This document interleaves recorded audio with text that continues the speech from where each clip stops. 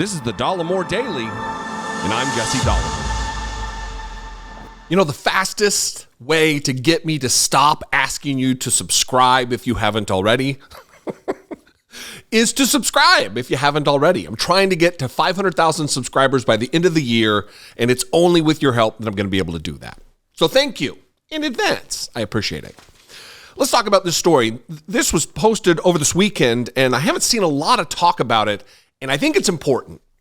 One, it's important because consequences are meaningful. They are important to the rule of law. They're important for the rest of us to understand that if you're in a position of power, if you have money, if you have influence, if you have connection to those things, you shouldn't be let off the hook for breaking the law, especially in cases related to fraud.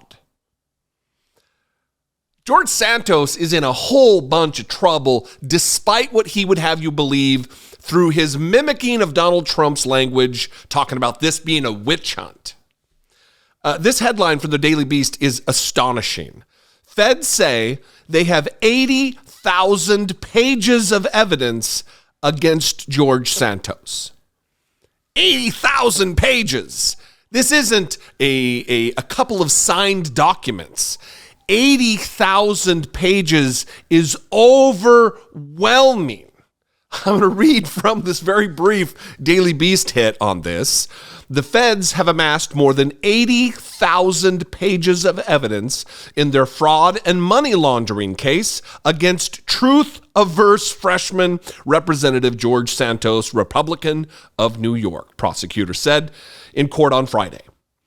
Santos is accused of a laundry list of misdeeds, from misusing campaign funds for personal expenses to lying on official financial disclosures to fraudulently collecting COVID unemployment benefits while pulling down $120,000 a year salary at an investment firm that was later shut down by the Securities and Exchange Commission for running what regulators called a classic Ponzi scheme.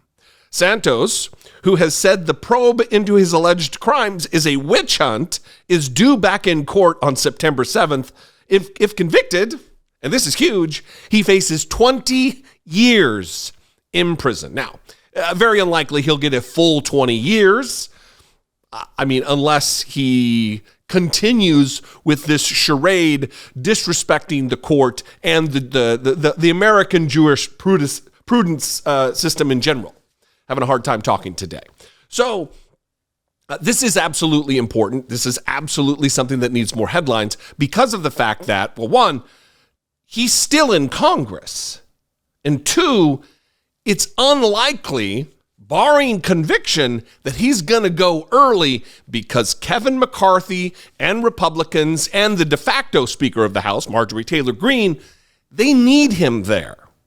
I wouldn't go as far as to say that they want him there, but they absolutely need him to be there because of their minuscule majority in the House of Representatives. And because he is an absolute toady who will do what he's told, he will vote the way he's told to vote.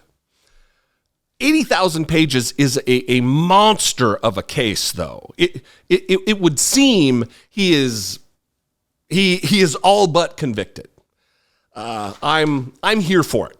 I'll tell you that. 80,000 pages of evidence. What do you think? I'd love to know. You can call, leave me a brief voicemail, 714-576-4054.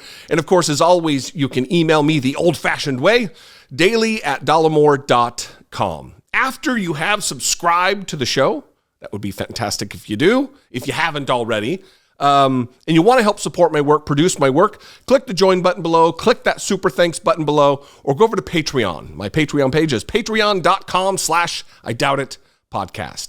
You can follow me on an array of social media platforms, even the new one, Mark Zuckerberg's Threads. I'm over there too, at Dollemore, just about everywhere. And I'll see you next time. 80,000 pages of evidence. Be genuine. Take care of one another.